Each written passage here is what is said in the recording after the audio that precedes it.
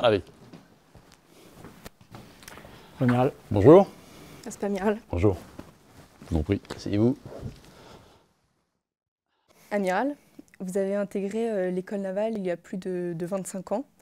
Qu'est-ce que vous évoque votre retour à l'école navale et quels souvenirs cela Alors ça, c'est une bonne question. 1er septembre 1989, mon arrivée à l'école navale, c'était quand même il y a effectivement quelques temps.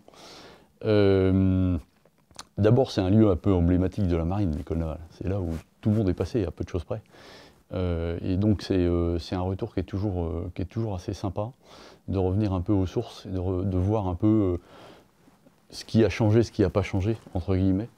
Ce qui n'a pas changé, clairement, c'est qu'on est toujours sur une très très belle rade. Je ne vais pas dire la plus belle rade du monde, mais quand même, c'est une très belle rade. Et il y a toujours les mêmes bâtiments, le bâtiment Orion, la tour. Donc ça, c'est des choses qui ancrent pas mal et qui montrent qu'il y a une grande stabilité. Puis il y a plein de trucs nouveaux, il y a plein de bâtiments nouveaux. Ici, cette médiathèque n'existait pas à mon époque. C'est pas mon premier retour depuis que je suis parti de l'école navale. J'en ai fait quelques-uns. Quand je commandais mon bâtiment école, le Lyon, on venait également régulièrement à l'école navale pour discuter avec les élèves, pour récupérer les élèves qui venaient directement sur les bateaux. Et donc c'est un lieu où on se retrouve régulièrement. On a fêté les 30 ans de notre promotion il n'y a pas si longtemps que ça, et on est revenu à l'école navale. Voilà, donc c'est un lieu où on se rassemble, c'est un lieu où on se construit, et c'est un lieu où on se rassemble après. Et est-ce qu'autour de tous vos retours tout au long de votre carrière ici, est-ce que vous trouvez que l'ambiance évolue ou reste toujours un petit peu la même C'est mieux. Alors, est-ce que l'ambiance évolue? Je ne sais pas, je pense qu'il y a quand même quelques grands fondamentaux. Quand on rentre ici, on crée une promotion, on crée une cohésion entre l'ensemble des bordaches, l'ensemble des élèves qui passent par l'école navale, et on crée une espèce de solidarité qui se retrouve pendant très très longtemps après, parce que vous allez vous créer à 85 cette année cette cohésion, et vous allez vous répartir sur l'ensemble des bateaux de la marine, vous allez vous perdre de vue, et puis un jour vous allez vous retrouver, et là ça sera super sympa parce que vous allez retrouver l'ensemble de vos copains, de vos histoires, et vous allez vous raconter vos affaires. L'ambiance donc elle ne change pas beaucoup, je pense, véritablement. On est toujours focalisé sur finalement ce qu'on veut devenir. Vous arrivez tous étudiants de vos prépas, et puis vous allez vous transformer petit à petit en marin. Vous allez apprendre à la mer, vous allez apprendre les métiers de la mer, vous allez apprendre ce qu'on est capable de faire avec un bateau école, un bateau de combat un peu plus tard. Et puis cette transformation, elle va se concrétiser pendant la mission Jeanne d'Arc avant d'arriver sur vos affectations. Donc tout ce process de transformation, en fait, il est assez stable dans le temps, et il fonctionne plutôt très bien. L'ensemble de notre cursus, aujourd'hui, il est regardé avec intérêt par un certain nombre de nos partenaires. Quand les Américains, par exemple, ils n'ont pas exactement le même cursus que nous, la même manière de faire, et finalement, ils trouvent que le produit de l'école navale, l'élève qui sort de l'école navale, est quelqu'un qui est employable très directement sur les bateaux, ce qui n'est pas le cas aux États-Unis, et donc ils nous envient un petit peu ce cursus très formateur de transformation j'allais dire, de celui qui sort de sa classe prépa jusqu'à un marin qui a déjà un petit peu d'expérience. Donc en soi, c'est une très bonne chose. Amiral, aujourd'hui, donc, le contexte géopolitique est très différent d'il y a 30 ans. Quel est votre regard sur le nouvel environnement stratégique? Alors ce qui est certain, c'est que le contexte, alors lui, en revanche, il a bien évolué. Quand je suis rentré en 1989, on était plutôt fin de la guerre froide, dividende de la paix, et donc finalement c'était un peu la fin de l'histoire, comme s'il y a eu des bouquins écrits là-dessus, pour dire finalement, bon, ça y est, c'est la paix éternelle. Donc quand on rentrait dans la marine, on était malgré tout face aux résidus de la guerre froide, donc on voyait les Russes en Méditerranée comme on les voit aujourd'hui, mais on était dans un moment de détente assez clair, mais on n'avait pas cette grande friction aujourd'hui des puissances. ces grands mouvements tectoniques qui font que les conflits sont revenus et sont revenus en mer.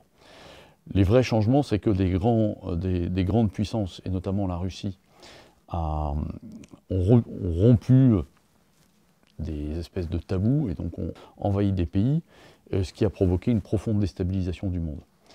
Et les conflits terrestres que l'on voit aujourd'hui en Ukraine, que l'on voit aujourd'hui au Proche et Moyen-Orient, débordent en mer et donc impactent très directement nos zones d'opération. Évidemment, la mer Noire qui a été fermée, le Proche et Moyen-Orient qui déborde aujourd'hui en mer Rouge et qui fait qu'on a une profonde déstabilisation du trafic maritime. Et ce qu'on ne voyait pas à mon époque, c'est-à-dire la possibilité du combat en mer, eh ben, on le voit aujourd'hui très clairement. Les Houthis qui tirent sur des bâtiments de commerce, qui tirent sur des bâtiments de guerre. En mer Noire, les Ukrainiens et les Russes qui se battent à coups de drones et à coups de missiles anti-navires. C'était quelque chose qui, en 1989, on n'imaginait absolument pas. D'autres endroits dans le monde qui ont profondément évolué. Quand j'ai fait ma mission Jeanne d'Arc en 1992-93, j'ai traversé la mer de Chine méridionale à l'époque, et vous traversiez des îlots complètement inhabités et où il ne se passait rien. Aujourd'hui, vous rentrez en mer de Chine méridionale, il y a un bateau chinois qui vous accueille et qui vous dit « bienvenue en Chine ».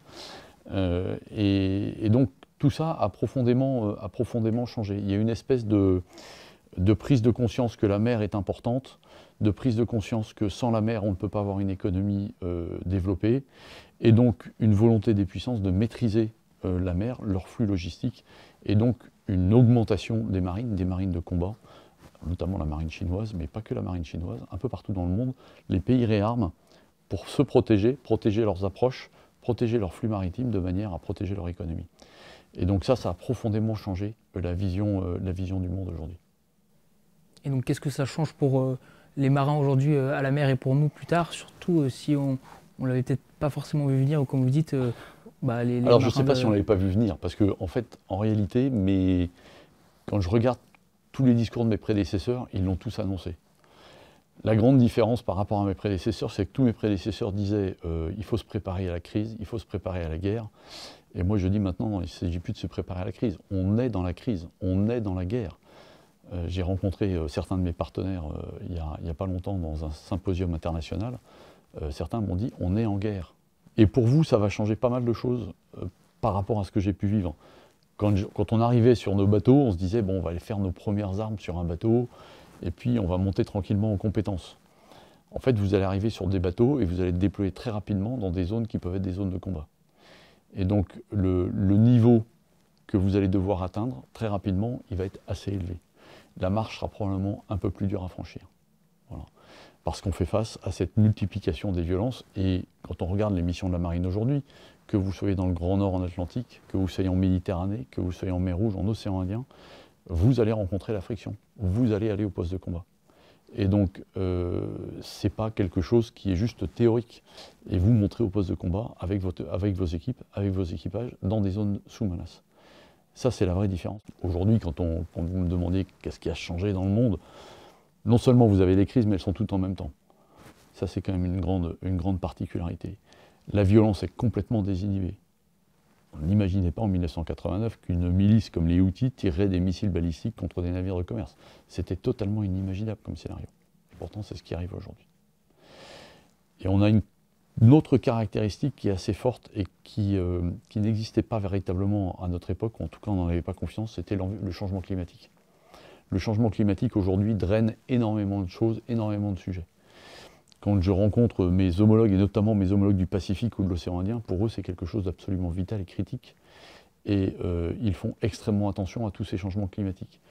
On se sent probablement moins impacté en Europe, et du coup la conscience est moins forte, même si aujourd'hui elle existe dans vos générations. Mais la plupart des pays dans le monde aujourd'hui, pour eux, c'est absolument essentiel. Et est-ce que vous savez comment on pourrait faire en sorte qu'à la sortie de l'école, on n'ait pas cette marche qui soit aussi haute au moment de l'arrivée dans l'unité? Alors la formation est bien faite d'abord, c'est-à-dire qu'on ne vous largue pas dans la nature sans formation et sans entraînement. Donc quand vous allez sortir de l'école navale, vous aurez fait des corvettes, Alors typiquement, je vous parlais des Américains. Chez les Américains, les corvettes ne sont pas obligatoires. Bon. Ce qui fait que l'expérience acquise du jeune enseigne de vaisseau américain, quand il arrive sur sa frégate, elle est quasi nulle. Et donc il passe quasiment 1 an à être en double avant d'être lâché chef du quart ou de lâcher au central opération. Vous allez arriver avec un bagage qui est bien plus important, grâce au système de formation, grâce aux multiples corvettes sur les bâtiments écoles. Ça bouge un peu, mais c'est une très bonne manière d'apprendre. Et puis surtout grâce à la Jeanne d'Arc. La Jeanne d'Arc a été profondément transformée, justement, pour vous amener à un niveau opérationnel supérieur par rapport à ce que j'ai pu connaître à l'époque. Et après, sur vos bateaux, la marche sera haute. Ça, je ne vais pas vous cacher la chose. Ceux qui iront sur une frégate multimission, ceux qui iront sur le porte-avions, ils seront rapidement baignés dans les opérations et dans des opérations de plutôt haute intensité. Et il se trouve que de plus en plus sur la Jeanne d'Arc, il n'y a pas que des cours. Vous passez dans des zones d'opération. Quand on regarde la Jeanne d'Arc de cette année, elle était partie pour aller à Fort-de-France, puis après elle est en Guyane. Elle a été déroutée pour aller à Haïti, récupérer des ressortissants qui voulaient partir de ce pays qui était en crise. Ça, je pense que ça vous permet d'appréhender très rapidement c'est quoi une zone de crise et comment ça se passe. Et en fait, la Jeanne d'Arc est ainsi construite pour que ça soit un déploiement lointain, parce que ça c'est important pour que vous puissiez découvrir le monde, mais aussi que vous passiez dans des zones d'opération. Et ça, c'est la marche qui vous permet de transformer, j'allais dire, la formation théorique que vous recevez un peu à l'école navale, même s'il y a de la formation pratique de bâtiment-école, en une formation opérationnelle de base. Il faut quand même être assez raisonnable, une formation de base, mais qui vous permet de vous transformer, et à vous de saisir ces opportunités qui vous sont offertes pour monter en compétence et arriver sur votre bateau. Mais je le reconnais volontiers, mais c'est vrai quasiment à chaque changement de bateau. À chaque changement de bateau, vous aurez à vivre cette remise en question, vous aurez à vivre le changement de mission, vous aurez à vivre la prise de plus de responsabilités. Et des fois, ça peut être un peu vertigineux. Mais ce qui est très rassurant, c'est que vous avez été formé et vous avez été bien formé pour ça. Et donc, c'est normal d'avoir un peu peur, mais rassurez-vous, le système est bien fait et quand on vous amène sur ces nouveaux bateaux, c'est que vous êtes prêts et les commandants et l'équipage et vos supérieurs, évidemment, vous accompagneront dans le franchissement de cette marche. Donc, quelles sont les qualités que vous attendez de vos jeunes enseignes?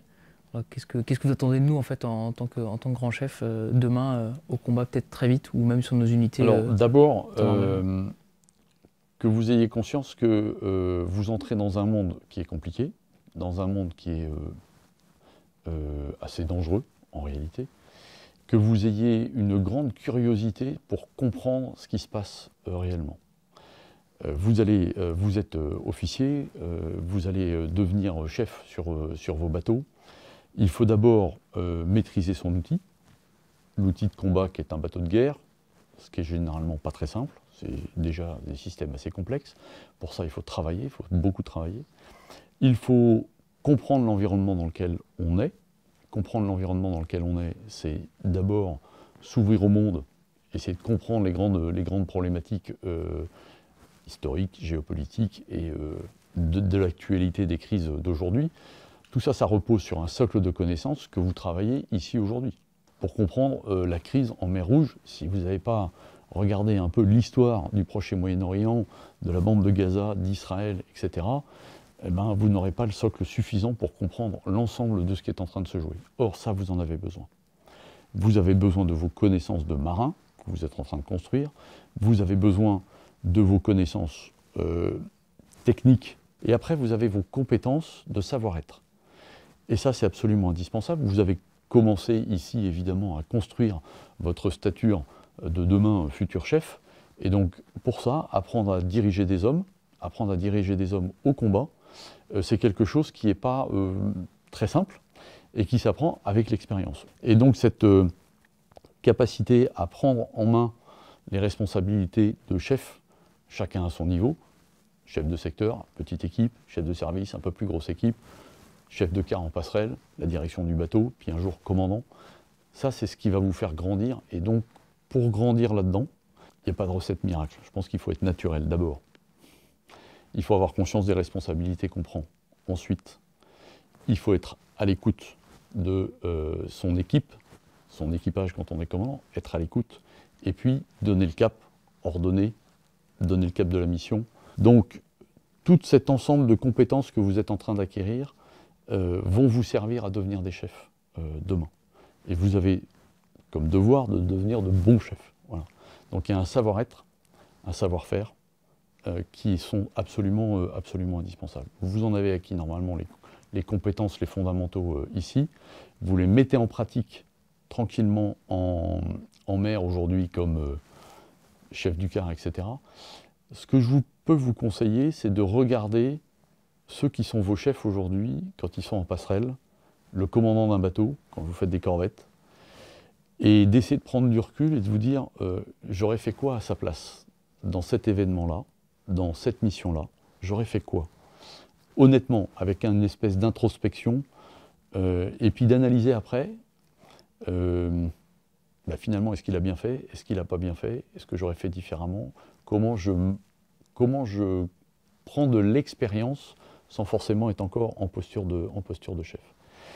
J'ai énormément appris de mes commandants. Toujours. Tous mes commandants m'ont appris quelque chose. Les bons comme les moins bons. Mais finalement, ils m'apprenaient beaucoup sur ce que j'avais envie de devenir. C'est extrêmement important d'observer les autres et de se rendre compte de ce qu'ils font de bien, de mal. Ça vous fait progresser, vous, personnellement, mais pour ça, il faut être capable d'être honnête avec soi-même. Il y a ceux qui sont toujours un peu orgueilleux, qui se disent « je suis le meilleur et c'est comme ça que ça va se passer ». Il faut être humble. Je pense que vraiment, il faut être humble. Le métier de marin n'est pas simple. Le métier de chef l'est encore moins. Et puis, il faut grandir au fur et à mesure. Il faut accepter de grandir. Est-ce que vous auriez par hasard une expérience où vous avez beaucoup appris sur le commandement au cours de votre carrière?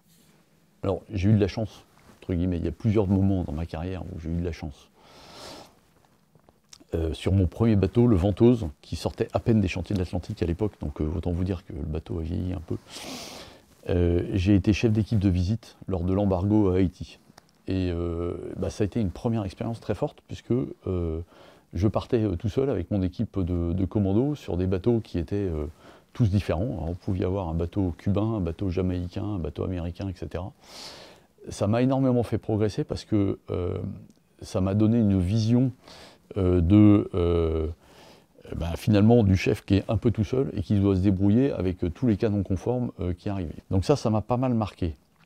Après, quand j'ai commandé mon aviso en océan Indien, il y a eu des moments très forts, très durs, des moments où on interceptait des boutres avec des esclaves à bord, des moments où on retrouvait des bateaux avec des gens qui étaient pas loin de mourir parce qu'ils n'avaient pas eu à manger, pas eu à boire depuis de nombreux jours, etc., et qu'on sauvait.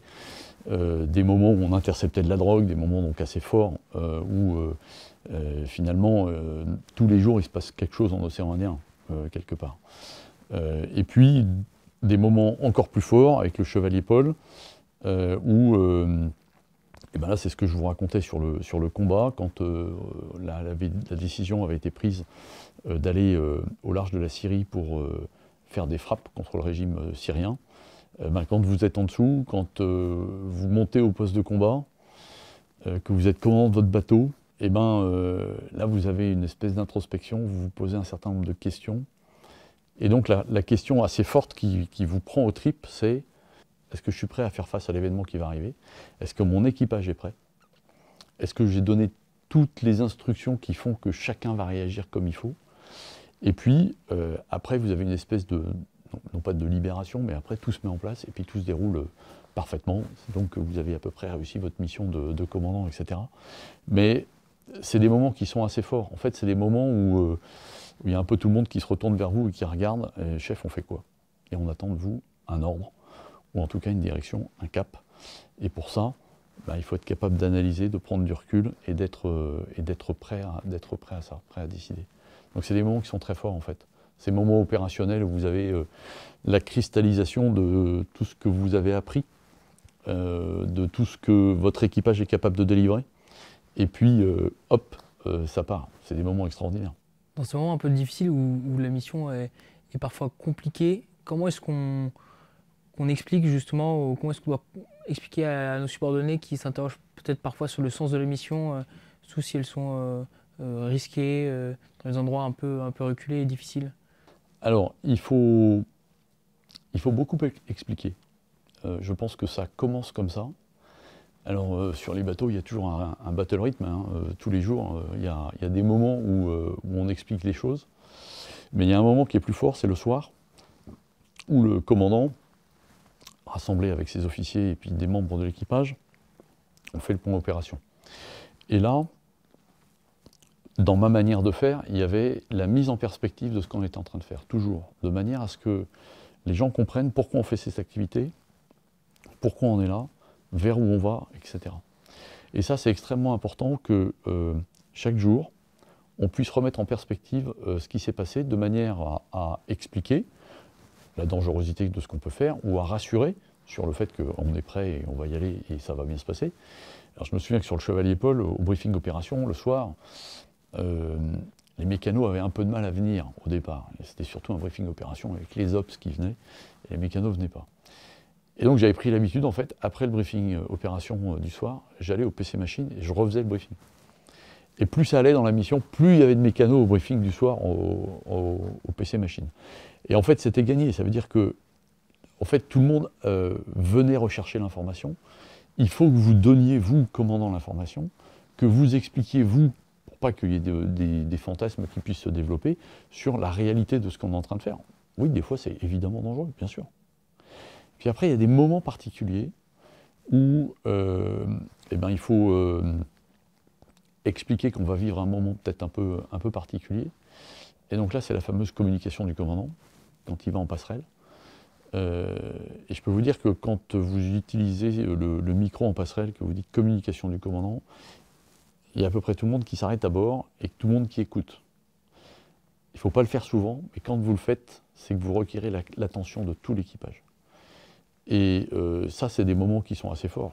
Il faut être capable d'avoir les mots qui vont permettre à la fois d'expliquer et à la fois de faire en sorte de galvaniser un peu les troupes pour dire bah, maintenant, les gars, voilà, ça y est, on est prêts, on y va, on est parti dans cette mission et on va réussir. Et aujourd'hui, quand vous regardez l'ensemble des missions de la marine, l'ensemble des bateaux de la marine, en fait, les bateaux réussissent en opération. Je vous garantis que vous n'êtes pas capable de tout prévoir. Mais ce que je peux vous garantir, c'est que dans votre équipage, il y a un mec qui a la solution. Et donc, si vous êtes capable de faire en sorte que tout le monde est capable d'apporter sa pierre à l'édifice, eh ben en fait, ça va fonctionner. Ça va fonctionner. Votre équipage va trouver la solution, avec vous. Est-ce que vous pensez que l'optique qu'on a aujourd'hui sur le renouvellement de la flotte est assez ambitieux vis-à-vis du contexte stratégique? On a un renouvellement permanent. C'est-à-dire que on n'a pas top dans 5 ans, on va tout renouveler et puis après c'est terminé pour 10 ans. Non, on est en renouvellement permanent. En ce moment, on est en train de renouveler les sous-marins. Donc on est passé de la classe des Ruby à la classe des Barracuda avec un saut technologique vraiment très très impressionnant et des nouvelles capacités qui arrivent sur ces bateaux, avec la capacité à mettre en œuvre des commandos à partir d'un mini-sous-marin, la capacité à tirer des missiles de croisière, et puis des nouvelles torpilles, les F-21, qui arrivent dans la trame sous-marine. Ça rend les sous-marins Barracuda bien plus puissants et qui apportent bien plus d'options au président de la République, au chef d'état-major des armées, que ce qu'on avait autrefois. On est en train de renouveler les frégates, on a déjà renouvelé les frégates de défense aérienne, les frégates multimissions. Il y a l'amiral Renard, les FDI, qui arrivent. Ça y est, enfin, elle a fait sa première sortie à la mer il y a 3 jours à l'Orient, donc c'est une excellente chose. Ça va clore la trame, le changement de la trame frégate. Les patrouilles outre-mer arrivent, l'Auguste Benebig à Nouméa, le Terriaro Iterai en Polynésie à Papeete, l'Auguste Técher qui va arriver à La Réunion. Enfin, donc tout ça est en train de se mettre en place. Les hélicoptères, on voit arriver le H-160, on voit arriver les dauphins de la flotte intérimaire, etc. Donc tout ça est en plein renouvellement. En revanche, il y a des trames qu'on n'a pas encore complètement terminées. La trame des patrouilleurs, où on est en train de les renouveler, donc les avisos vont partir parce que là, il commence à être vraiment vieux. Et donc, on va voir arriver les patrouilles roturiers, qui ne sont pas encore construits. On va avoir un petit trou qu'on va essayer de combler. Et puis, on a une révolution qui est dans le domaine de la guerre des mines, où là, on va voir partir les chasseurs de mines pour voir arriver des systèmes de drones. Donc ça, c'était un pari extrêmement ambitieux, objectivement, il y a quelques années quand on l'a fait. Technologiquement, c'est prêt. Il y a encore pas mal de trucs à gagner en maturité sur un certain nombre de drones, mais on est prêt à faire cette révolution. Cette révolution de la dronisation qu'on voit dans la guerre des mines, elle existe aussi sur les bateaux, puisqu'on a mis des drones aériens. Patrouilleur outre-mer, vous avez un drone. Patrouilleur, les PHM, vous avez des drones. Les PHA, vous avez des drones. Et puis, évidemment, il y a des gros projets qui sont encore devant nous. Le renouvellement du porte-avions. Charles de Gaulle, qui a été décidé dans la loi de programmation militaire et sur lequel on travaille avec des échéances dans l'année 2025 qui sont assez importantes. Le renouvellement de la flotte d'avions de patrouille maritime pour les futurs pilotes. Donc on est dans une dynamique de renouvellement permanent qui concerne deux temporalités différentes. Il y a le temps long, c'est ces renouvellements permanents, et moi mon rôle de chef d'état-major c'est de faire en sorte qu'on conserve le savoir-faire entre l'ancienne génération et la nouvelle génération. Et puis le renouvellement extrêmement rapide, quand on voit les menaces auxquelles on fait face, il faut s'adapter hyper vite. Et donc la question c'est comment on arrive à adapter très rapidement l'ensemble de nos équipements, ou au moins quelques équipements, pour mieux faire face à l'ensemble de ce qu'on rencontre en opération. Et on essaye d'améliorer dans le futur l'ensemble de nos bateaux. On travaille beaucoup sur l'intelligence artificielle aujourd'hui, la gestion de données, pour voir comment on peut utiliser toutes les données des bateaux par de l'algorithmie et faire en sorte qu'on soit beaucoup plus efficace. Même si la coque est un peu ancienne, ben en fait avoir des systèmes assez performants. Et puis au-delà de tous les systèmes, la vraie valeur d'un bateau, c'est son équipage. Et donc ça, c'est la formation, bien sûr, l'entraînement. Et l'entraînement comme des athlètes de haut niveau. Ceux qui ont réussi à abattre des missiles balistiques ou des missiles anti-navires en mer Rouge, ils se sont entraînés très très dur, au large, à Toulon, à Brest. Et le jour J, entre la première détection et le moment où ils ont intercepté le missile, il y avait moins de 10 secondes. Autant vous dire qu'ils étaient super entraînés. Et ils ont été capables de délivrer l'armement au bon moment pour protéger le bateau de commerce qui était visé. Ça veut dire que tous les choix qu'on a pu faire dans le renouvellement capacitaire, ils se sont révélés pertinents ce jeu-là. C'est-à-dire qu'on a fait des beaux bateaux avec des bons systèmes d'armes, on a recruté les bons marins, on les a formés comme vous aujourd'hui à l'école navale, on les a entraînés après sur les bateaux, et ils ont été en mission et ils ont réussi à faire leur mission. Donc en fait, on a un système qui fonctionne aujourd'hui. Et on essaye de l'accélérer encore un peu plus pour être le plus pertinent possible face aux menaces auxquelles on fait face. Mais ce dont je suis sûr, c'est qu'aujourd'hui, on a des bons marins et qu'ils sont bien entraînés et qu'ils font véritablement leur mission. Il n'y a pas un endroit où on échoue en mission. Et c'est quand même une grande satisfaction. Et donc c'est là où vous pouvez être rassuré. C'est que demain, en fait, vous allez arriver, oui, les enjeux sont assez forts. Oui, il y a une marche à franchir. Mais oui, vous serez prêt. J'en suis sûr. Est-ce que vous aurez un dernier conseil à nous donner pour la suite de notre formation et pour notre entrée dans les forces? Ou alors un conseil un peu plus général? Non, il y a des conseils. Je vous ai dit tout à l'heure d'être naturel. Il faut vraiment être naturel au sens, vous ne devez pas jouer un jeu. Vous ne devez pas vous enfermer dans un personnage que vous allez créer parce que y a celui qui voudra être autoritaire parce qu'il ne se sent pas très autoritaire. Il y a celui justement qui voudra être plus cool parce qu'il se sent trop autoritaire, etc. Non, il faut que vous soyez naturel. C'est absolument indispensable parce que dans les moments difficiles, c'est le naturel qui va ressortir. Ce n'est pas le jeu que vous allez essayer. Alors évidemment, il faut vous façonner, il faut vous grandir dans votre maturité, etc. Mais soyez naturel. Ensuite, il faut travailler pour avoir la compétence technique. Après, il faut que vous ayez conscience que tout n'est pas prévu. Et donc, il va falloir faire preuve d'audace, de réflexion, d'inventivité, d'innovation pour trouver des solutions aux problèmes auxquels vous allez faire face. Et donc, ne vous réfugiez pas dans trop de prudence. Réfléchissez, proposez toujours. Évidemment, il y a les normes, il y a les respects des règles de sécurité, etc. Mais faites preuve d'audace, faites preuve de courage dans l'ensemble de ce que vous allez devoir faire, de façon à ce qu'on soit capable tous ensemble, en équipage, de répondre aux missions. Et donc ça, c'est absolument essentiel. Encore une fois, j'ai aucun doute sur le fait que vous puissiez le faire. Vous serez au taquet, vous serez hyper motivé. On a des très beaux bateaux, on a une très belle marine. On fait des missions qui sont vraiment extraordinaires et on réussit en mission. Donc, en fait, vous allez être porté par votre équipage, vous allez être porté par vos équipes. Prenez pas la grosse tête. Écoutez-les.